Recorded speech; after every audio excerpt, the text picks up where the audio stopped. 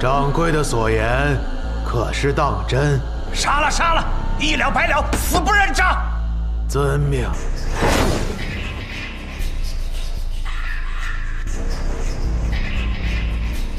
你们二位，就是如今暗河掌权的大家长苏昌河和苏家家主苏沐雨。有趣有趣啊！我知道你们，如今的暗河竟然交给两个无名者掌管，你们是怎么做到的呀？这与我们此行来此，并无任何关系。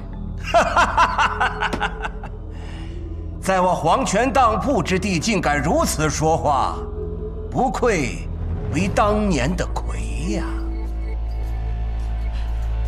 所谓魁，人中之鬼。我们是同路人。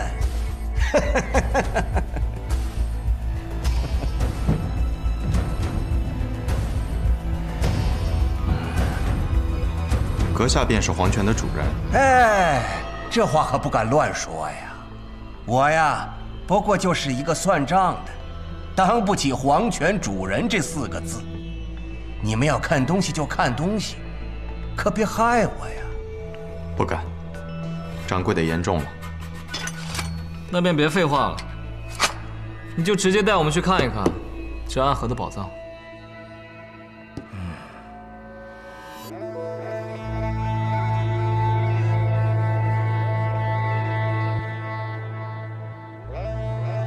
那间院子可很久都没有人进去过了。随我来吧。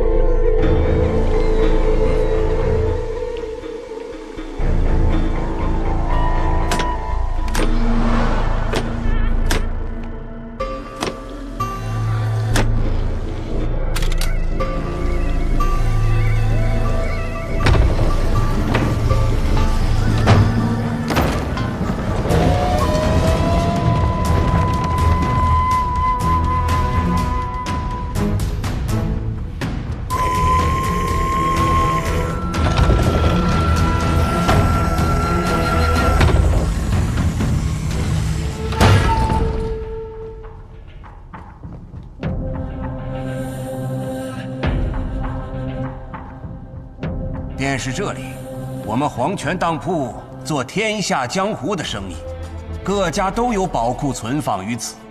此处就是你们暗河的宝库。哎，我问一下，若没有这把钥匙，这不一翻就进去了？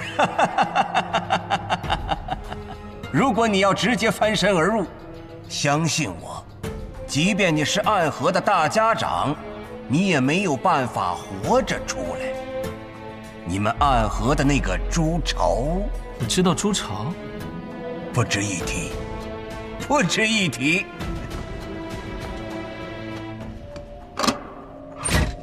当用这把钥匙打开院门的时候，院子中的那些奇门阵法都会同时撤去。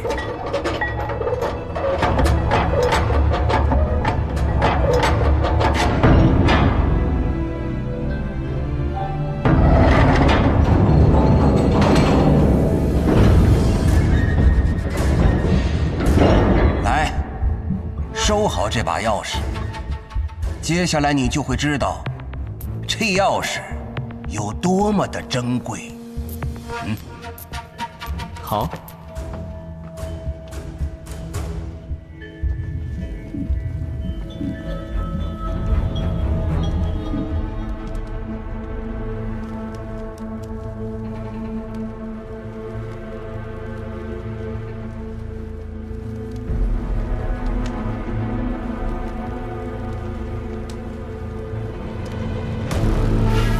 这便是暗河的宝库。首先来点粗俗的。这得接多少杀人的单子，才能攒这么多钱？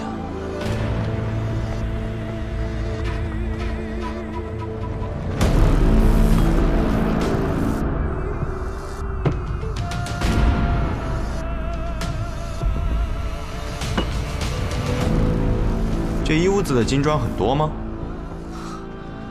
你能不能了解一下人间的疾苦啊？我那一屋子的白银，连同那间宅子加起来，都没有这1箱黄金值钱。但这间屋子里有这么多金砖啊！原来如此，暗河将所有的财富都藏于此处了。若以为仅仅只是财富，苏家主，你太小看暗河的先辈们了。跟我来。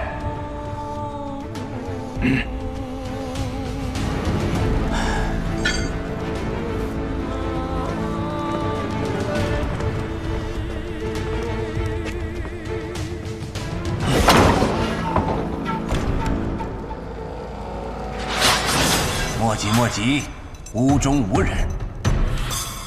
无人而有剑气，这剑来自剑心冢。跟我来。剑心冢、名剑山庄，以及已经覆灭的无剑城，这里面的名剑大多出自于这3个地方。你再看那铠甲、长刀、弓弩，也都是由山北鲁家这样的名门所制。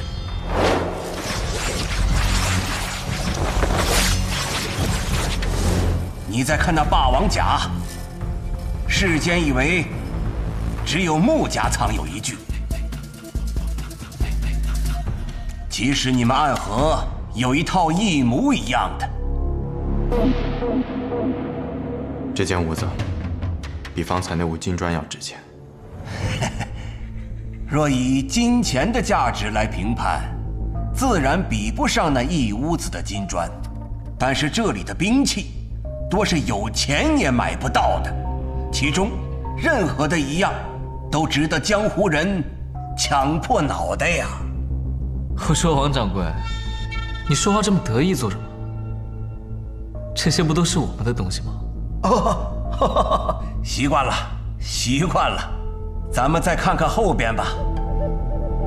接下来的可要小心喽。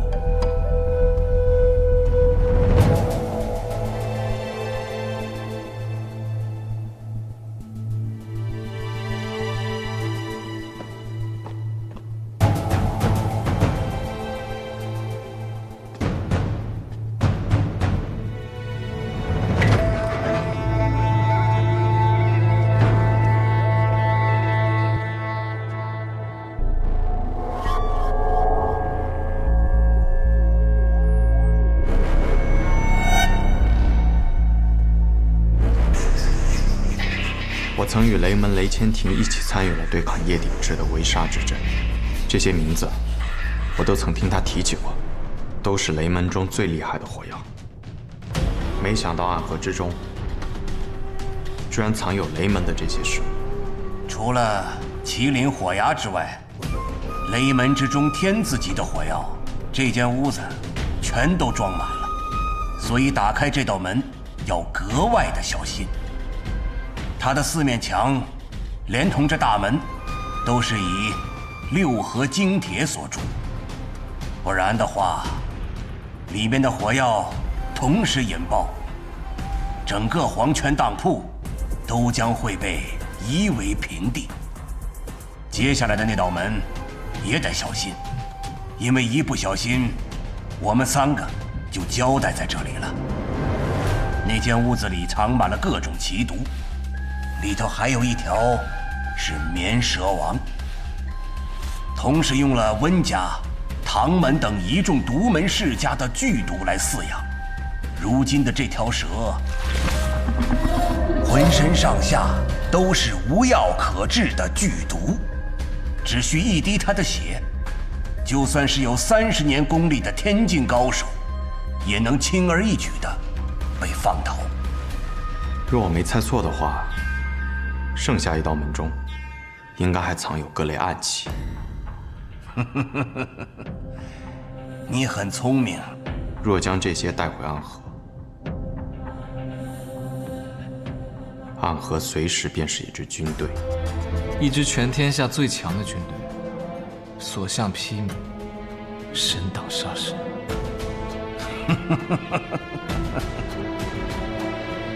佛挡杀佛。唉，难怪这柄剑能搅动这么大的风雨。可这里是当铺，不是钱庄。聪明。很多人见到这一屋子的财宝，怕是心底里早就荡开了花，谁还会在意那些个细节？既是当铺，那我们必须要付出一些代价，才能得到这些东西。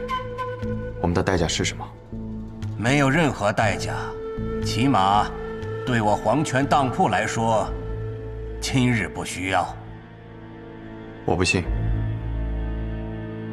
不必不信，这些东西的代价，其实你们早就开始偿还了。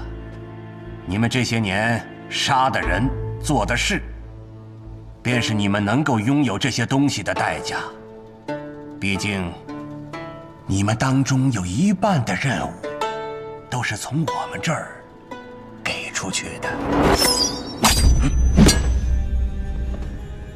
不必躲躲藏藏了，三官大人。黄泉当铺之中，我们是不会随便动手的。当年提魂殿见到你们二人，我便说应该把你们都杀了。哼，可我也说过，正是因为他们危险，才有将他们留下来的意义。而从最后的结果来看，或许当初杀死他们，才是最好的选择。等你们许久了，今日见到了暗河的宝藏，又见到了你们，可谓是没有白来。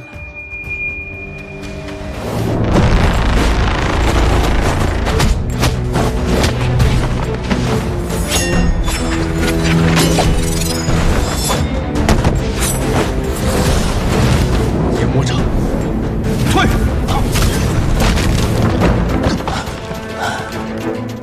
这样的功力，并非一朝一夕就能演出来。你早就偷学了。那你们赶紧下达诛杀我的手书，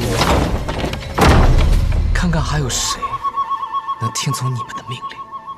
黄泉当铺之地，也不是让你们打架的地方。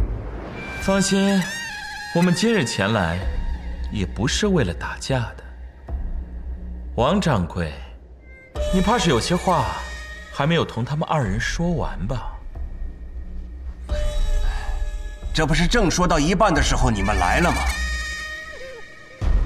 大家长，我还未说完的是，你们手中的钥匙只是能打开这间院子罢了，但是要拿走这里的东西，还需要另外一件信物。什么信物？这个，正是这个钥匙，可以打开这间院子，而这个腰牌可以拿走院子中的东西，二者缺一不可。哦，难怪提魂殿三官始终能够凌驾于三家之上。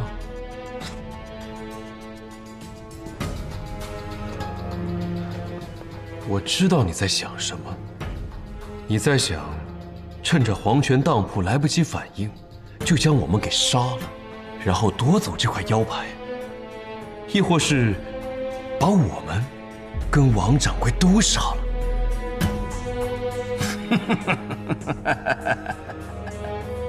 若是有人敢在此动手，我黄泉当铺的火器和机关也不是吃素的。我只需轻轻一下，你们暗河的那些宝藏马上就会灰飞烟灭，付诸东流。诸位，还请你们仔细斟酌。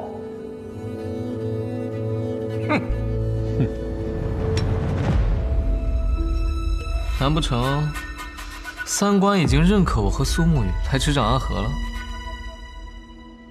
你觉得如何？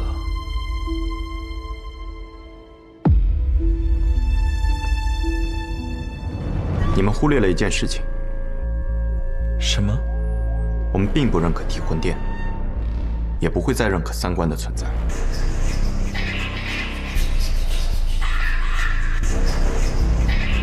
新的暗河之中，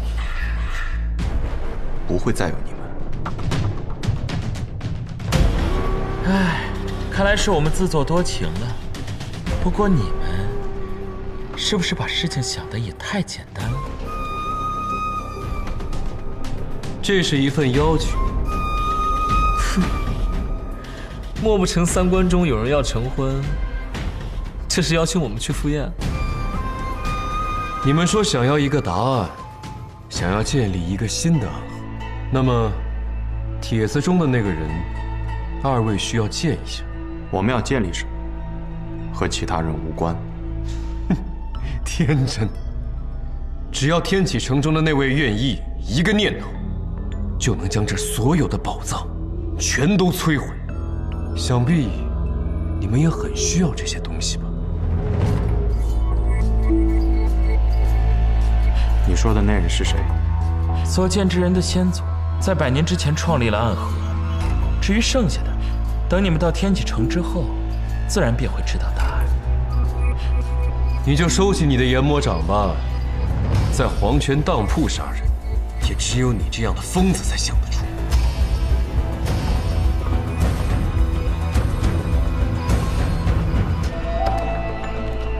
你当时讲的没错，无需我们主动出击，他们会自动找上门来。那便顺他们的意，在天启城中相见吧。我们现在就回暗河，召集3家家主，带着满门精锐杀去天启吧。谈判？谁和他们谈判？真是可笑。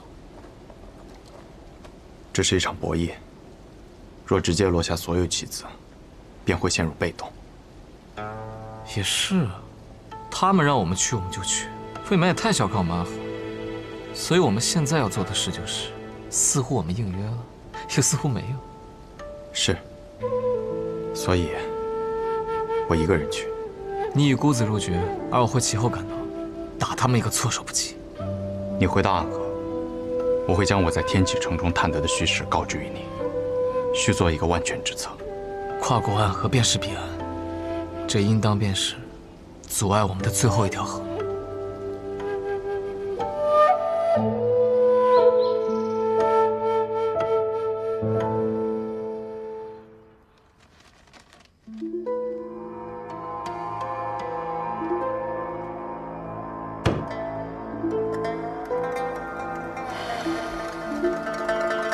只来了一个人。是。一人一剑，已在途中。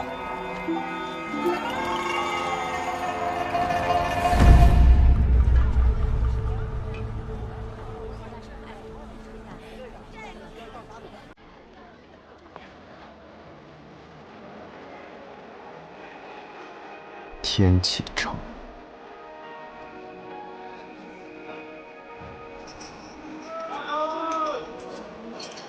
我想要那个。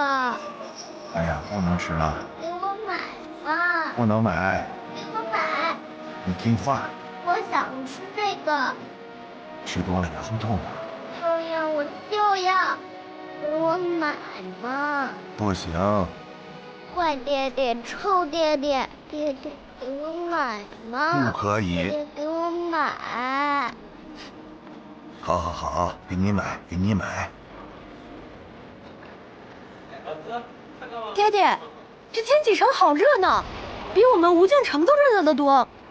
天启城乃天下4城之首，极尽世间之繁华，自然是我们那里不能比的。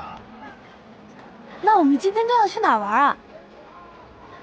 东面有一处钦天剑，里面的天师可手摘星辰，问道吉凶。爹爹带你去求一把可驱邪祟的桃木剑。西面有一处学宫，里面住着天下第一，爹爹带你去拜访一下，或许以后有机会拜入门下。天下第一？爹爹，你不是剑道第一吗？凡事之天，爹爹伸手可触，但是学堂之内，才是天上之天。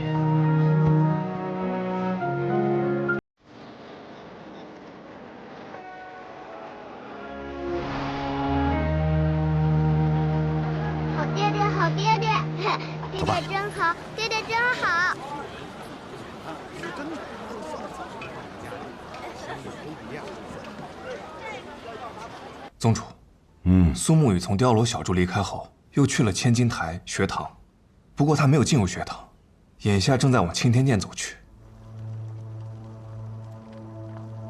不用再等了，找到他，让他来影宗见我。是。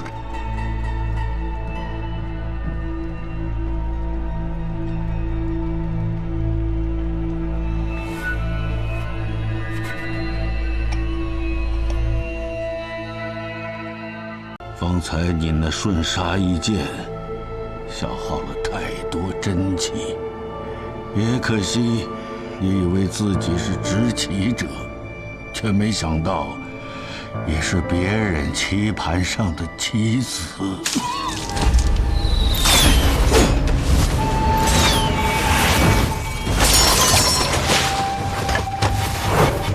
沐雨，不是跟你说过这是我自己的事？不用你插手吗？有人想趁你和唐二老爷决战之时，对你不利。1石2鸟。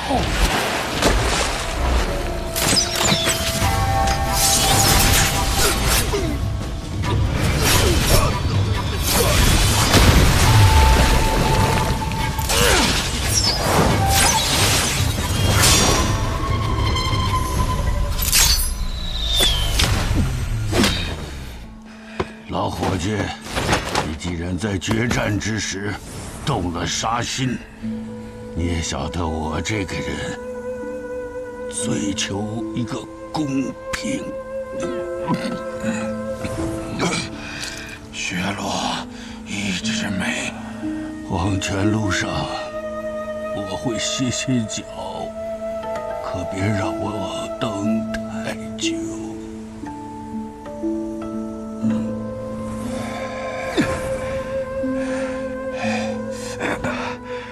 大家长，我们立刻回安河，找我们家最好的药师帮你疗伤。不能回安河。苏、穆、谢，你说他们3家等我受伤这个消息，等了多久了？刚才那些暗算我的人，根本就是他们的人。可去钱塘城，我在那里有一个故人。是药王辛百草的小师叔，找到他，他叫白鹤怀。明德11年初春，距离上一次引发江湖浩劫的魔教东征已经过去了3年。如今的江湖平和安宁，少有争斗，而暗河藏身于黑暗之中的最强宗门。由苏、谢、穆3姓组成的刺客组织，却在此时因为3家之首大家长的中毒而即将迎来巨变。这江湖甚至于朝堂之上的短暂平静，也将因此而被打破。穆名策已经重伤，看来我们需要选出新任的大家长了。他本来就已年老，而且越来越不受我们的掌控，那便传信给3家：若大家长身死，谁若能率先夺得绵龙剑，回到提魂殿复命，谁便是新任的大家长。这是要让暗河大乱呢。于大乱之中，才能诞生新的暗河之主。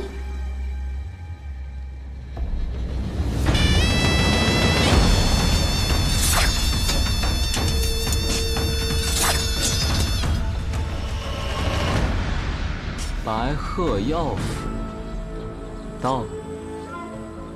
你离谢隐江，他们要来这里寻找名医。是啊，大家长身中奇毒，命不久矣。而此处就住着药王那隐居的小师叔。我们苏家老爷子说，希望这个小师叔可以不要出现，或者说，从未存在过。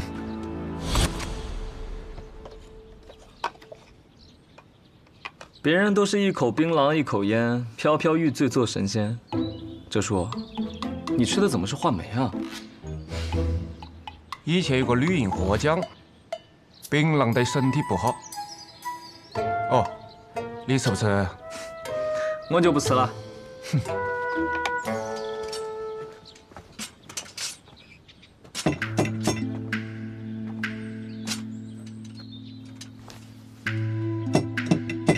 你什么时候变得这么有礼貌了？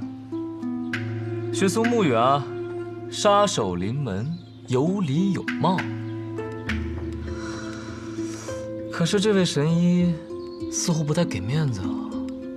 许是这位药王师叔年纪太大，耳朵背了，你要考得再响一点。七叔，你这是敲门吗？我看你是要杀人啊！我们不就是来杀鹰的吗？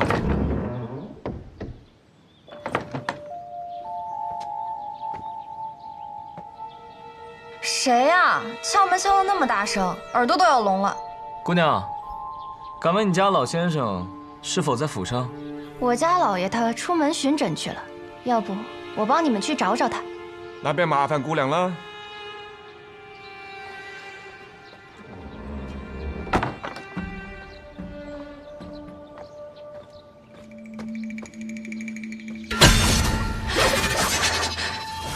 你干什么？哎呦，抱歉抱歉，一时手滑。来，这个啊是祥宁膏，姑娘呢擦到脸上，不出半个时辰，你那个红痕就会白复如初。有毛病。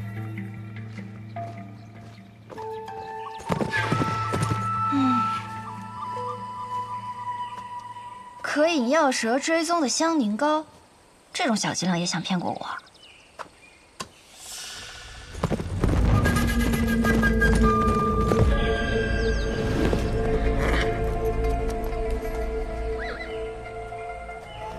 这位姑娘，你是医者？怎么？难道我看起来不像吗？抱歉，无意冒犯。公子，可是要问路啊？姑娘慧眼，想问姑娘，附近是否有处药庄，名为白鹤？公子是要看病啊？我医术不错，我来看便是啊。家中有人得了重病，点名要找白鹤药庄中的神医。多谢姑娘好意。那你怎知道我不是白鹤药庄中来的呢？莫非姑娘是？那自然是。烦请姑娘速速带我去见你师父。我师父，他暂时来不了这里，但是他和我说过，有贵客来访，从很远很远的地方来，想来就是公子你了吧？他让我先行随你前去。冒犯了，我需要赶时间，还请姑娘上马。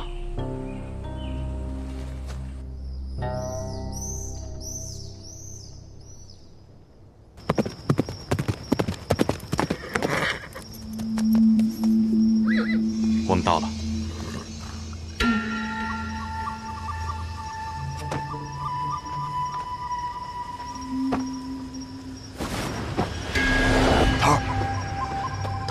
你来的正是时候，大家长那边好像出了些问题。神医呢？我这么大一个活人站在你面前，你怎么就看不见呢？这姑娘是神医？不是，那我走了。姑娘莫怪，这是神医弟子，过来帮他师傅看一下大家长病情。姑娘，请随我进去。嗯。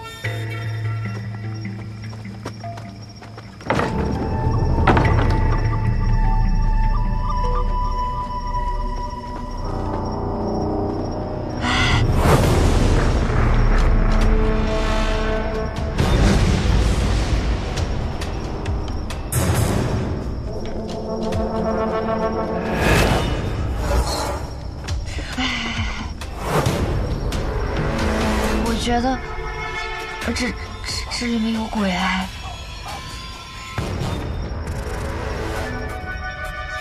姑娘莫怕。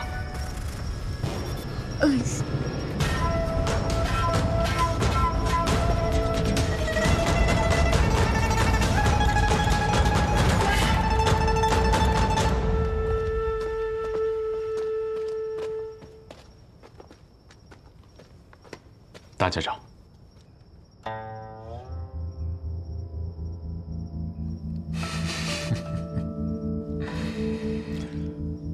上次我见你的时候，你还是个流着鼻涕的脏孩子。我上一次见大家长时，大家长还是一个随时会准备拔刀的杀神呢。现在也随时准备着拔刀，不过头发白了而已。这手还是血红色的。行了，先诊脉吧，看看现在的大家长还能不能拔出刀来。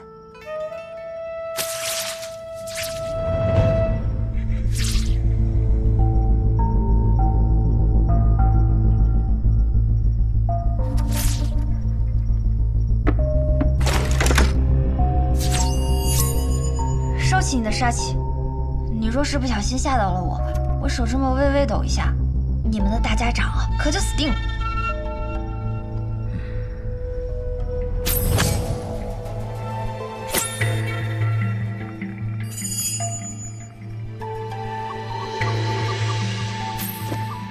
许了一枝梅。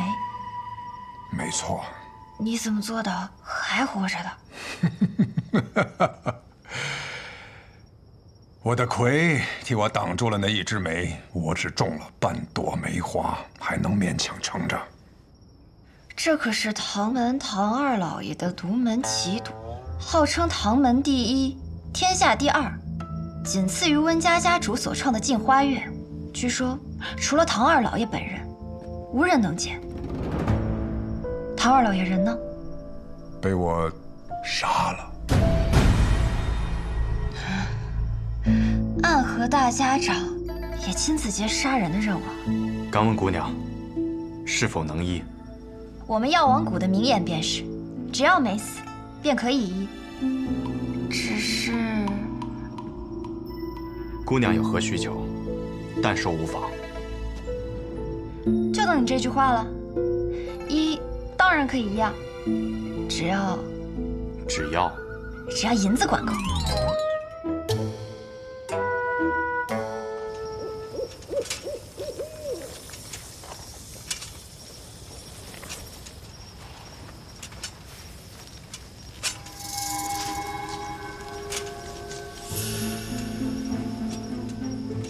看来对方是识破了你的伎俩，这才走出了多久，就把这药瓶给丢了。看来我们是搞错了。什么错了？我们方舟里是真的生意。还好，我也做了些准备。哦。哼。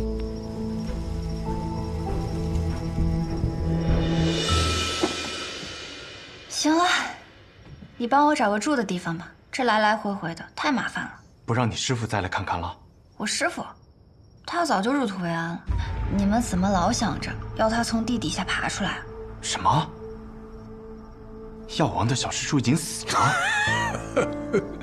沐玉，你错了。你眼前这位就是药王新百草的小师叔，药王谷一脉祖师李宇珍的关门弟子白鹤怀。医者白鹤怀，见过暗河大家长。见过暗河的魁大人。魁大人，我肚子饿了。神医见谅，行走在外，难有什么珍馐佳肴，只有这个了。无妨，有的吃就不错，总比在药王谷吃我师兄煮的药膳香。你是不是很好奇，我是如何看出来你的身份的？既然神医与大家长是旧识，想必也听说过我们。小时候啊，师父为了哄我好好学医，便给我讲故事。他的故事里呢，经常出现一个叫做暗河的组织，由苏、谢、穆三姓家族组成。他们的统帅者便称作大家长。大家长座下有直属刺客团诸营，其中最强的12人以地支12校为代号，而他们的统帅者便是魁。今日我见到的这些人，他们以生肖为面，唯你戴血红恶鬼面具，随侍大家长左右。你不是魁，还能是谁？神医对我们的了解，比我想象中更深。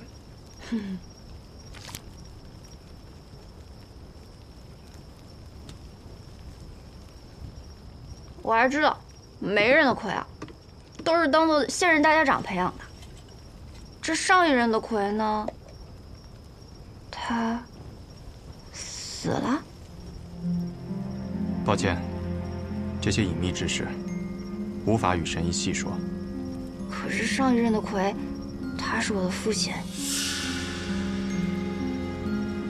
这也不能问吗？神医说笑了。不信算，这人是死是活对你们倒是隐秘，可是你们身份特殊，标识却如此明显，此时就不考虑隐秘了。我也曾问过同门前辈，身为刺客，本该想尽办法隐匿身份，可为何我们却明明白白地把身份写在脸上？那人怎么说？这是意思个，你懂事吗？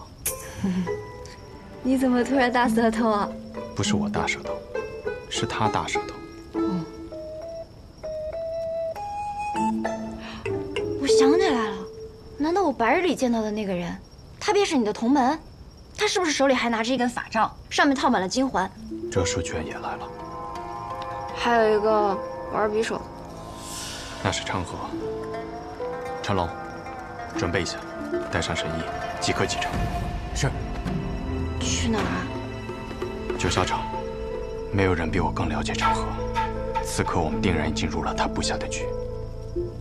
捣鼓出来的玩意儿，能不有意思吗？走好这架马车10日以后，他便死了，生病死了。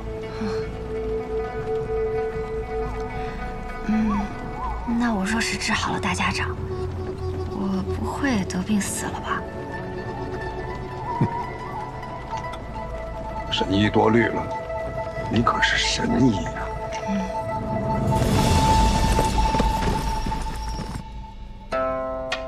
暗河之乱已经开始，不出10日，我们便会得到一个结果，让暗河的水蔓延整个江湖，涌入天启。昌河，或许这一次，你我要对彼此真正的拔剑了。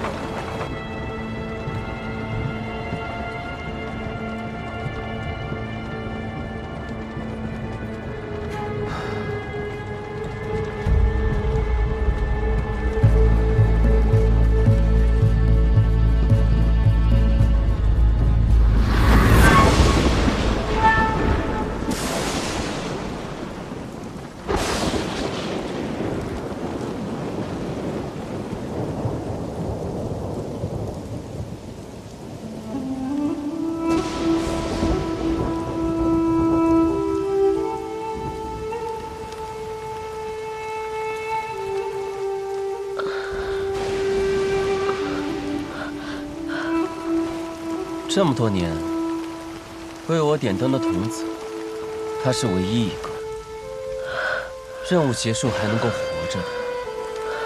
要带他回去吗？不必了。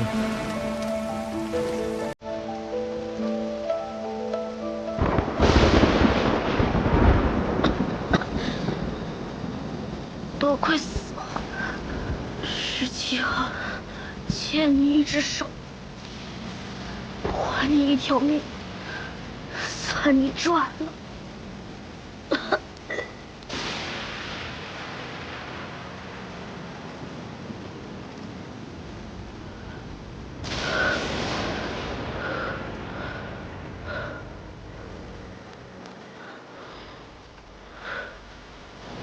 17号，你怎么会在这里？我偷听到你们的任务点，私逃出来寻你，我来接你回家。那地方也能算是家吗？有家人等候便是家。你弟弟还在那里？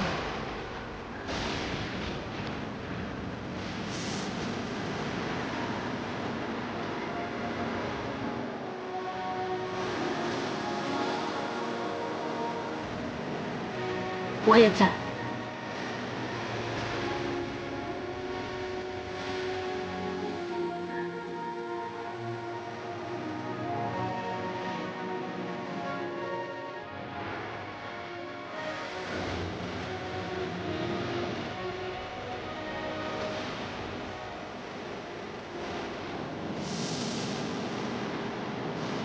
怎么总把自己搞得这么狼狈？反正每次你都会及时出现，我狼狈点儿，也没什么问题。鬼哭院的试炼马上要开始了，各家主唤我们回去。这一天终于还是来了。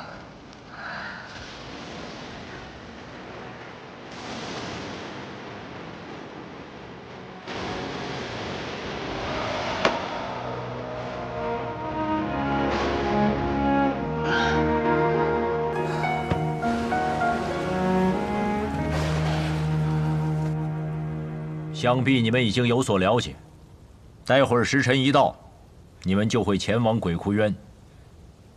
每组10个人，只允许留下1个。第一组86号、18号、74号、42号、34号、26号、17号、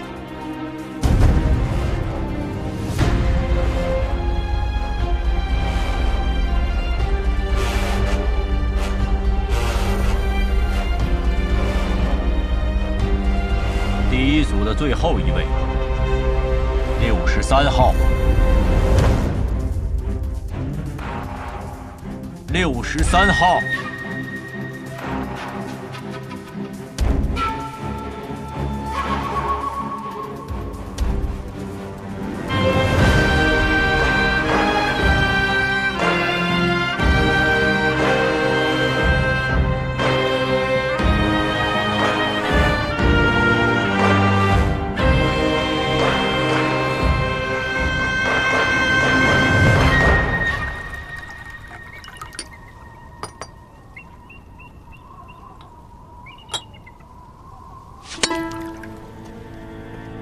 谁惹了木丘兄啊？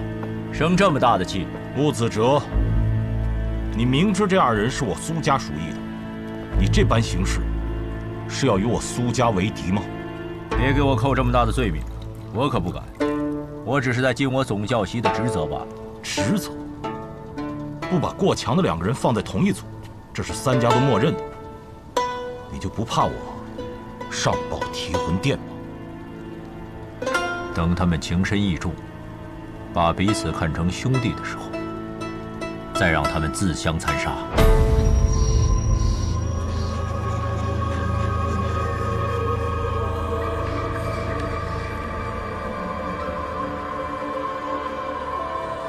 活则在一起，不要走散了。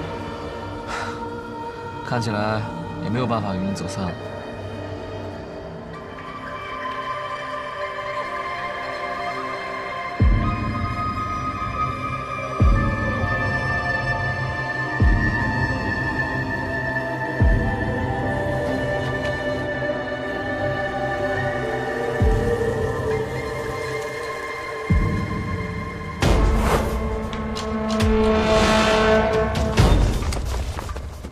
全都来了。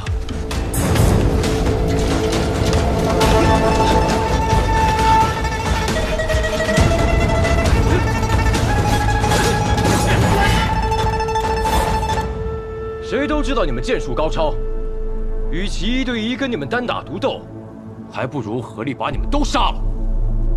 我们剩下的再斗，还有几分生机。那便来吧。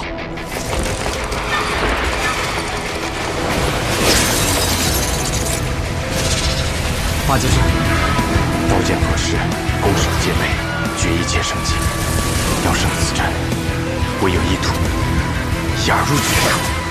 我为尔。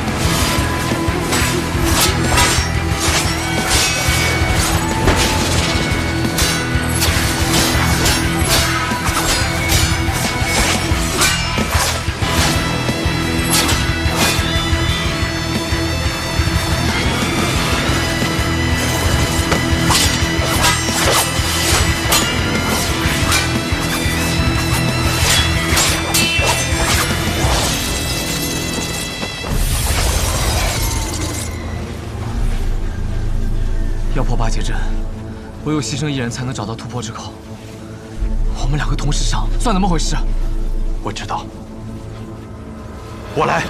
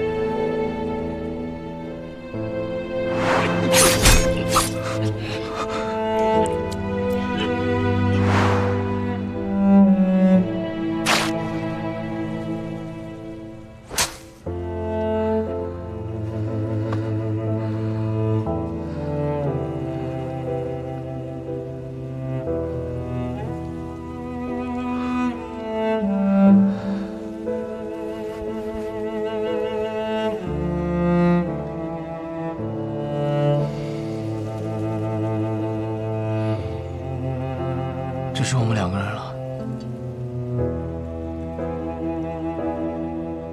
所以，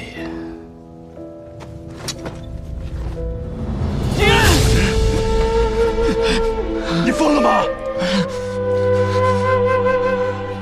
你这疯子，停下来！我跟你说过，你的恩情，我迟早会还的。我不需要你还。你此前替我做点灯童子的时候，已是还了。暗河的规矩，10个人只有1个人能走出鬼窟园，成为3家之人。你若不成我的情，我们2个人都得死。一定会有办法的。我去和他们说，他们享有最顶尖的资格，而我们俩是他们这些年里遇到最好的种子。他们不会愿意就这么失去我们的。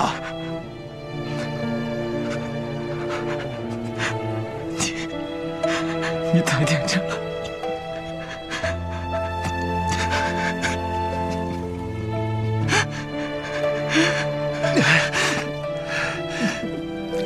你把手放开！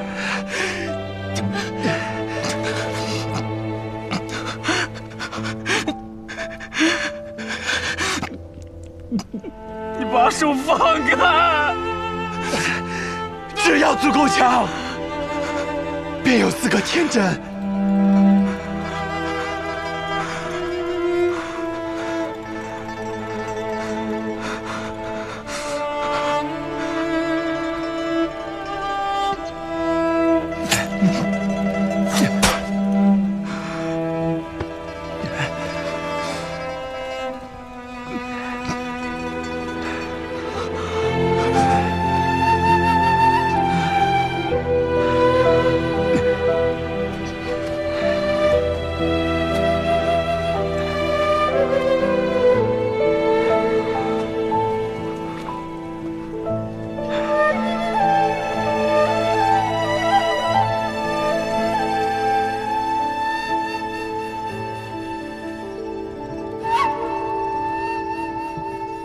睡醒了。啊，做了一个很长很长的梦，梦到一些很久以前的事儿。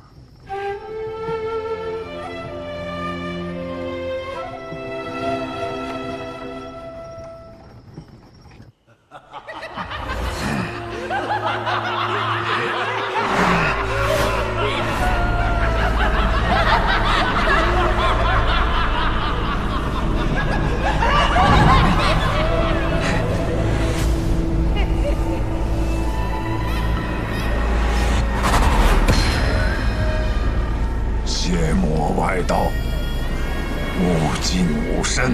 我们是邪魔外道，不过是些魔障，看我一剑斩了你们！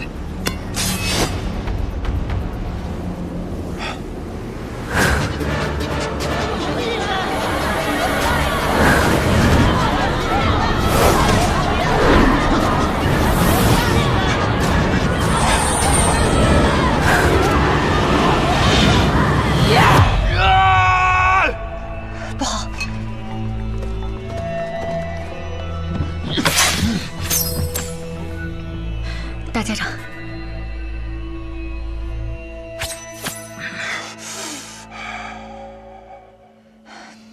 人在虚弱时，邪气便会找机会侵染人的身子。做噩梦是正常的事，大家长不必担心。大家长可还安好？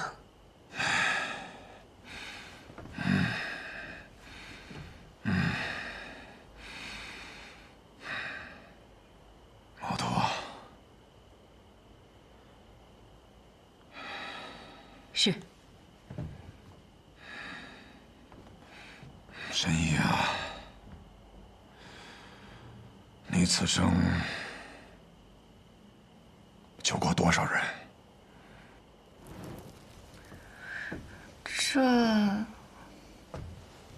这我哪里记得得？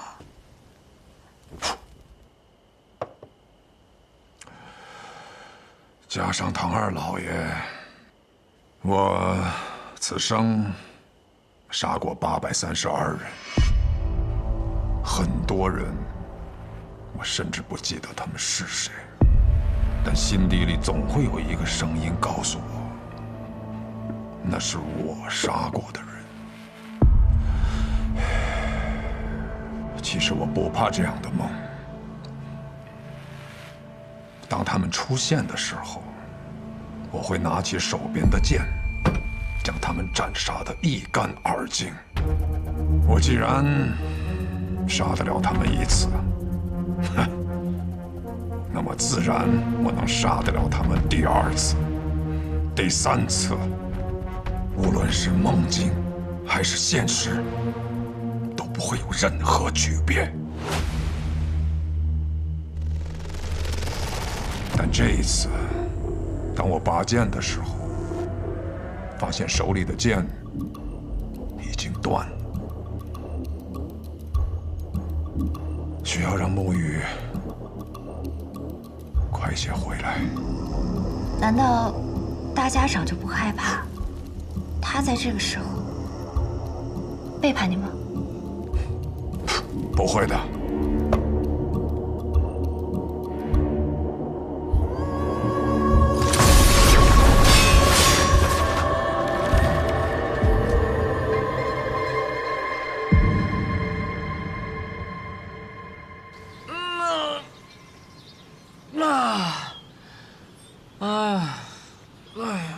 坐了许久的马车，累了。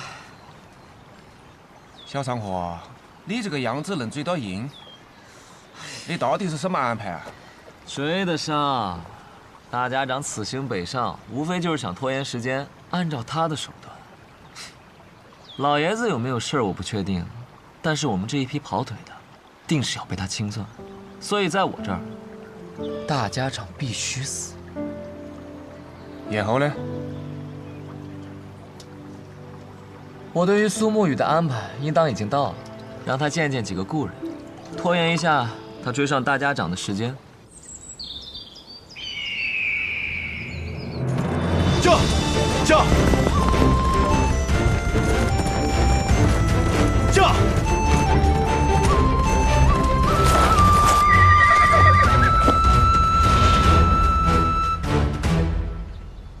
昌黎，宇哥，好久不见了。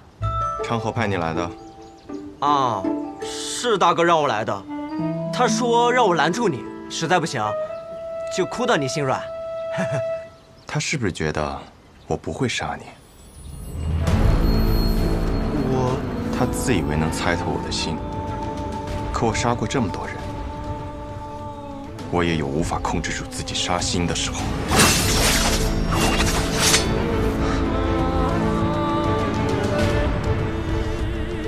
若我想杀你，你早就死了。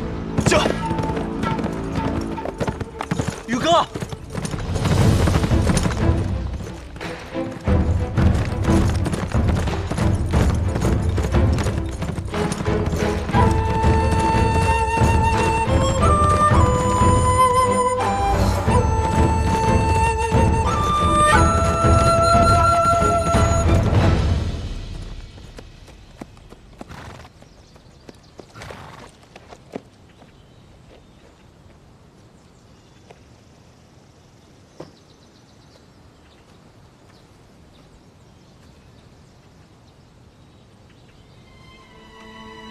老师，你口中的“老师”这2个字，放在我的身上，我可不敢当。苏芷先生，许久不见了，苏沐雨。昌河为了拦住我，居然把你也请来了。不必怪昌河，是我自己想来的。我想此事之后，或许我们便没有相见的机会了，就自请来此见你一下。顺道下一局棋。我在赶路，没有时间。若有机会再见先生，回到暗河，我定去藏书阁拜会。若我没有做到让你下完这局棋，昌河或许会杀了我。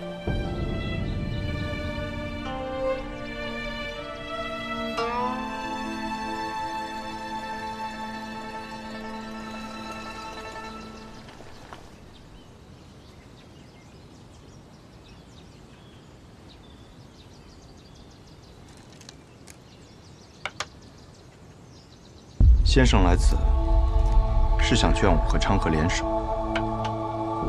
你们是暗河这100年来最不可思议的搭档，一起联手破过许多危局。这一次，我相信你们一样可以做到。我听昌河说，4年前你们做过一个决定，他当上苏家家主，你当上大家长，成为执掌暗河的新主人。那他有没有说过，我并没有回答他的决定？大家长他值得你这样做吗？这个问题的答案重要吗？沐雨，当你用一个问题来回答另一个问题的时候，就代表你的内心并不坚固。可这问题没有答案，只有选择。我在苏家待了将近10年，昌河与我更是从同一座炼炉当中走出来的师兄弟。准确地说，我们都是家人。昌河那样的人，可不会把老爷子他们当作家人，他只是把你当作家人。可如今我是魁。我的父亲曾教过我，承诺是比生命更重要的东西。先生您也说过，没了承诺，收了钱的刺客便会因为更多的钱而转头去杀自己的主顾。那么到最后秩序变乱了，刺客便没有存在的理由，暗河也没有存在的必要。你很聪明，但有时候太过于执拗了。已经沦为杀人的棋子，若心中还不存在点执拗，那么活着也像是死了。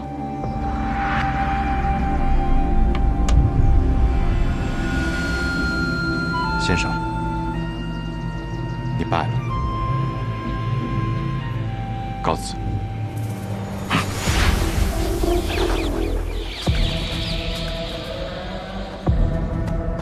宇哥，你赢不了的。三家家主对大家长这个位置觊觎很久，这个机会他们不可能放过。即便大家长最后把生医好了，他们还是会不惜一切代价把他杀了，这是个必死之局。即使死局，那么长河他到底想做什么？他想改变暗河，跨过暗河，便能到达彼岸。彼岸之处不再是长夜，而应有光明。和我们联手吧。大哥的意思是，让大家长在一个合适的时机死掉。死之前，他把绵龙剑传给你，你执掌暗河，而他则去扫清苏家的障碍，成为苏家家主。到时候其他两家再有不满，你们便联起手荡平暗河。宇哥，抱歉，我有我的选择。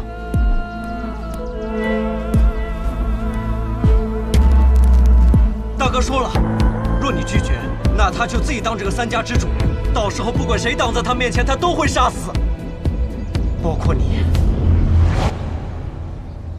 他这一生最好的朋友。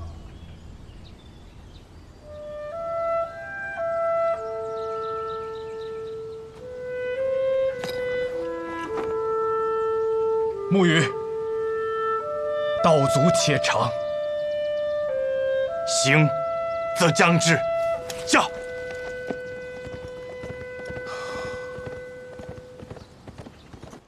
先中毒，再解毒，以身试毒。倒是有种不疯魔不成活的意思。只是我不太明白，为了几张银票，神医愿意为我以身试毒？自然是不愿意啊，我又不傻。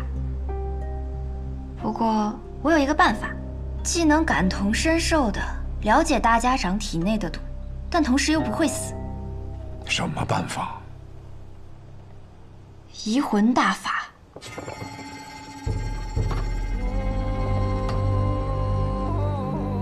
药王谷的秘术移魂大法，若是一旦对某人施用此法，就能和他无感共识。他的过往和此刻的想法，